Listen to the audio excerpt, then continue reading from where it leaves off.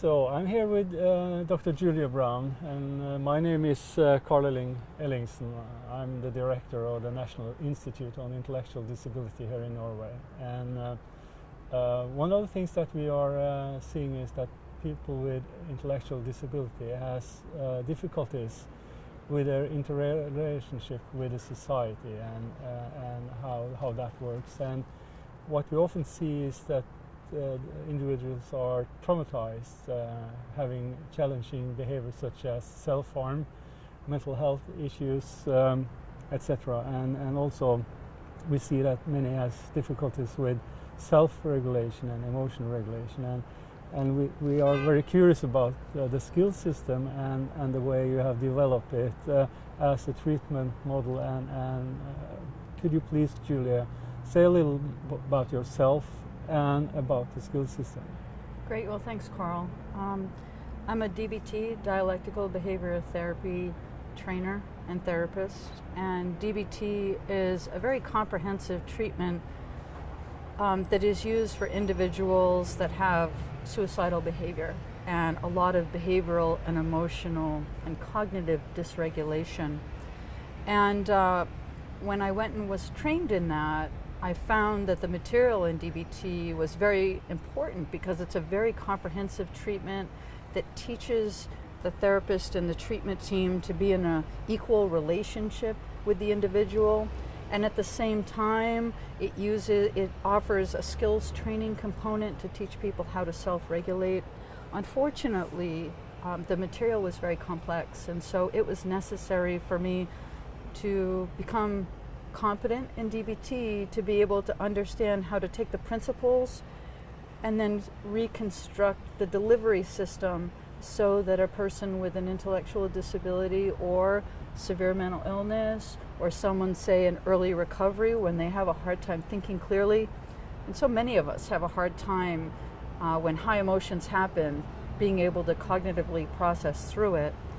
And so what I had to do was take the technology, take the principles and put it into a system that was very clean and very strong, a lot like Scandinavian design. You know, it doesn't have a lot of extra, so that when the client is able to learn it and then use it when their minds are more dysregulated. And so we'll find that the language is simple, it's a lot of repetition, but yet at the same time there's flexibility built in so that they're able to understand the moment as it is, because mindfulness is a big part of DBT.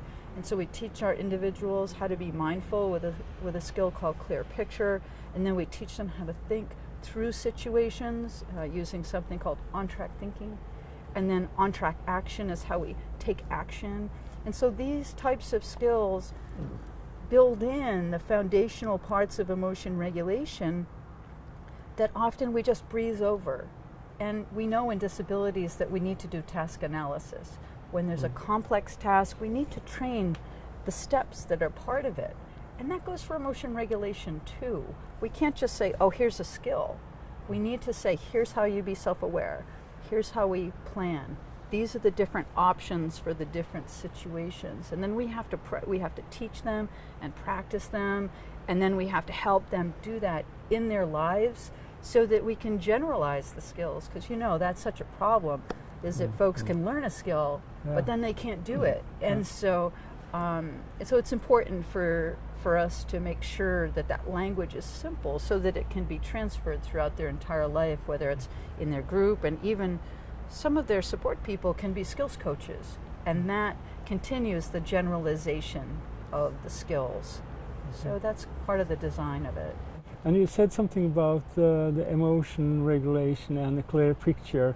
Could we have an example of that? Could you kind of show us what that means? Sure. Well, part of it is when people experience or have poor emotion regulation strategies, we say to them, they need to, take responsibility and be in difficult situations. The problem is if you don't have the ability to self-regulate, you get in the moment and it's overwhelming. And so what Clear Picture does is it helps the person be in the moment and go through a series of sort of self-awareness steps about noticing the breath. Okay. We notice the thoughts, the feelings, the urges. And so in that way, the person is mindful, but we don't stop there, because if we just are aware of the moment, we won't know how to navigate through the moment. And so those next steps, clear picture, on-track thinking, on-track action, are really important, because these emotions are up high because of the lack of skill, and they last a very long time. So the person has to be aware and then plan, but then have enough steps to get across sort of a long time when you have dysregulation. Could you take me out to a situation and show me what that could be? I bet we could here in this city. Yeah, okay, let's do it. Let's go. Okay. We are going to the meeting, and they told us to cross over the bridge here. I think we are a little late. Yeah. So what's going on actually? So it says, oh, the bridge is closed. We have to use the pedestrian to go to the other. So what Well, is I going think- on here? I think maybe we should get a clear picture of what's going on right now. You know, it doesn't look like we can go over that bridge. No. I mean, I'm it's feeling closed. kind of upset because we're late. We're Yeah, getting late, yeah. and I'm getting pretty tense. But so it's getting really Oh, loud it's too. very noisy. All right. Well, I'm Maybe having a to- hard time thinking even. Okay. And so what I think we can do maybe is we make a plan and try to figure out how to get to our meeting. You know, and This tells us to go that direction, but the meeting is actually over there.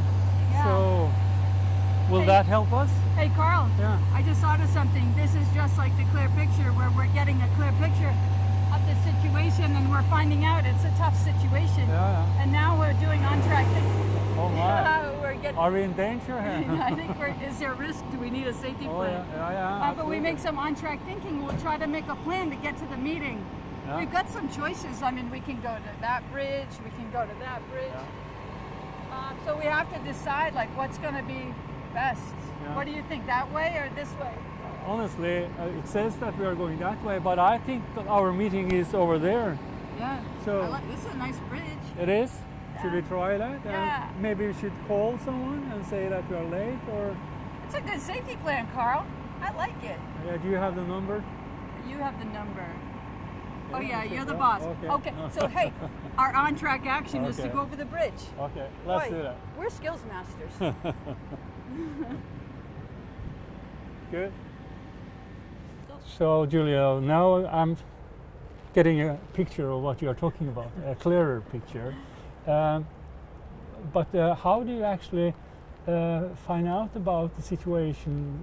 Who does it? Is it the person, him or herself, or is it the people around the person? How is this Oh, what a done? great question, Carl.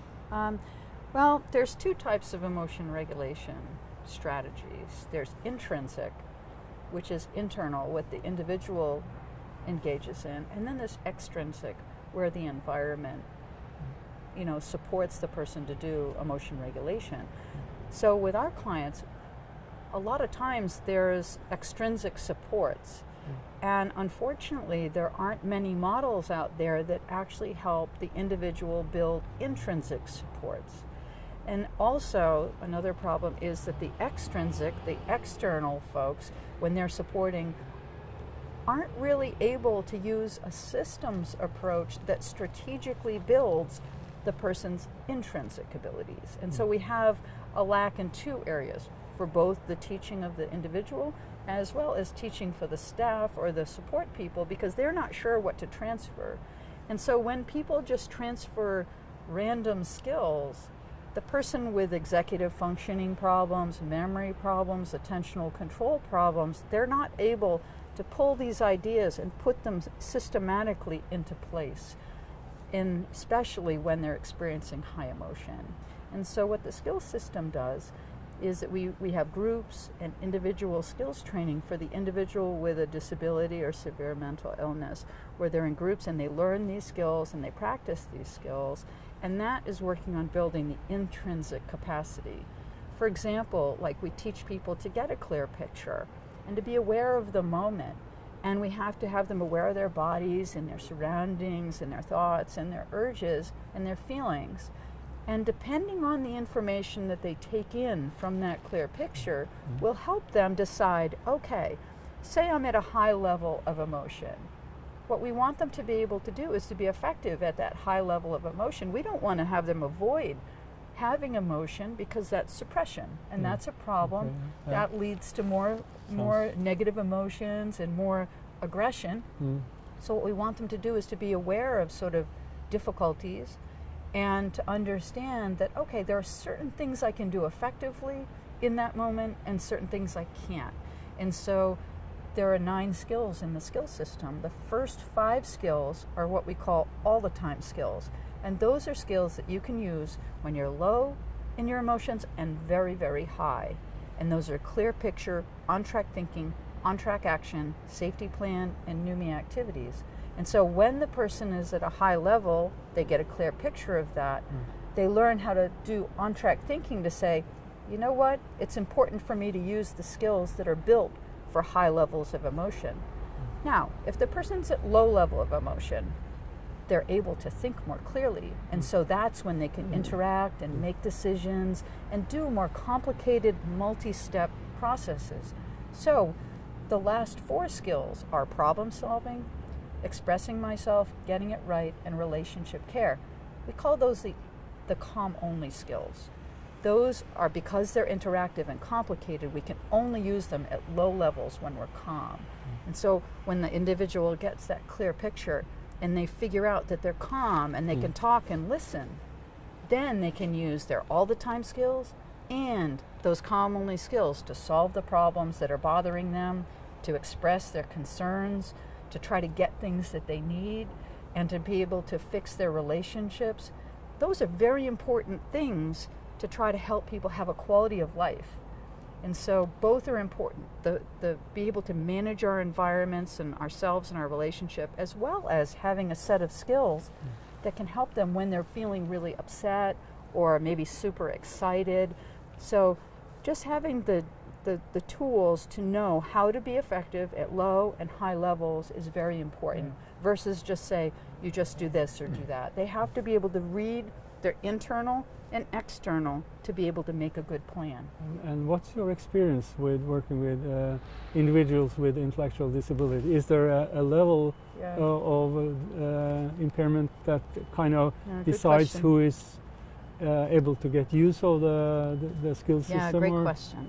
So I think that it's useful for most levels. I think individuals in the borderline intellectual functioning area, it can be very useful for them, as well as mild intellectual disabilities when people have sort of decent verbal skills and maybe they can read and write a little bit. Very useful for those folks, and I think they can engage in a lot of the curriculum has worksheets and things like that they can do with their support people or with the therapist, because this can be a clinical tool as well as a disabilities habilitation type tool. You know, it's kind of can span both sides. And so also for folks with moderate intellectual disability, where maybe there isn't reading and writing and the verbal skills are a little bit lower, the interesting thing is that when a therapist or a skills teacher knows the model very, very well, they're able to tailor it and trim it for the moment, for the teachable moment that the person has. And so it's very important, because of our learners are so different. Everybody's got different skills. And so the teacher has to be very, very well versed so that they take, instead of maybe a standard approach of clear picture, on-track thinking, on-track action that you would maybe do with someone with the mild disability, you might teach what I call a la carte, where you go right in with one skill at the time, maybe one component of one skill like safety plan or NUMI activity, where we don't go into the more complex parts of it. And so it's very shapeable, and that requires the teacher to be well versed. Yeah. And I also guess it's very important part of the way it works, that it also directs the way support staff and the therapist will does his or her work. Yeah, that's a great point, Carl, because, you know, with someone that, say, is nonverbal, you know, they can't maybe learn the material, maybe they can learn a little bit about it, maybe like, you know, kind of stopping and moving away in a high-risk situation. There are little pieces that I think can be taught, but I think you're bringing up a good point about the skills coaches and the people that are working with with these individuals is that it's important that they understand how to teach people how to emotionally regulate. And a lot of us don't learn that in school.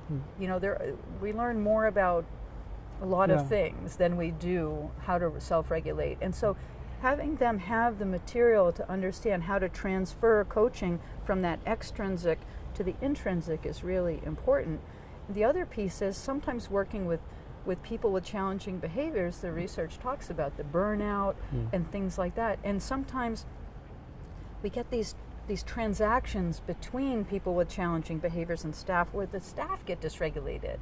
And so if they have skills to be able to self-regulate, they're able to be, more reasonable and not reacting emotionally, which then triggers the client. And those sorts of back and forth transactions can be part of challenging behaviors for the client. And so the self-regulation of the staff is important. The other piece is when you've got trauma victims, attunement and attachment is very important. And so when the coach or the family member or the staff member or whoever is able to have a language that connects with the client or with the individual, and then also they're both regulating together, this co-regulation is really important for healing. And so instead of co-dysregulation that can happen, we've all seen that where it gets polarized and separate, that we're able to have co-regulation. And even when the individual can start that too by using their skills, it brings the staff into a better alignment too. They start working together, and that's really important, I think, and the skills system offers that opportunity and that language for that. I would like to ask you, what does it take to become a skill system therapist? Oh, good. Another good question. So the first thing to do is to get the book. Honestly, that has a lot of material in it. It has a description of the skills. It has a very detailed 12-week curriculum, how to run a group with individuals with intellectual disabilities of all different types.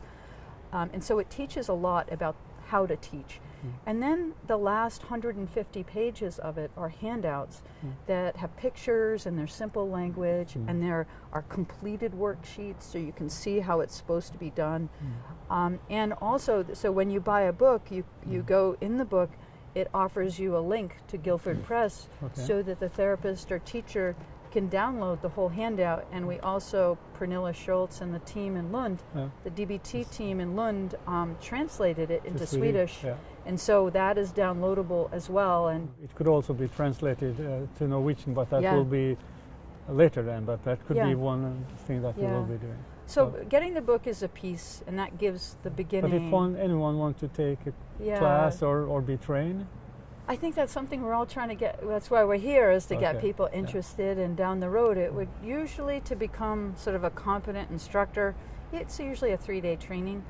And that's one of our goals, isn't it, to try to get people excited about it, and maybe we'll do a 3-day training. And then usually after a training experience like that, I meet with the teams monthly on video conference, and that's kind of hand-holding through starting the group, and I help them, okay, who's your group, and what are we going to do in week 1, week 2, we plan it together, and then we do all the planning together, and then as the group progresses, we do any troubleshooting, and through this time, the teachers get more competent, more confidence, and they learn so much. And what happens, it's so exciting, is that the teachers get very creative, because group has to be fun.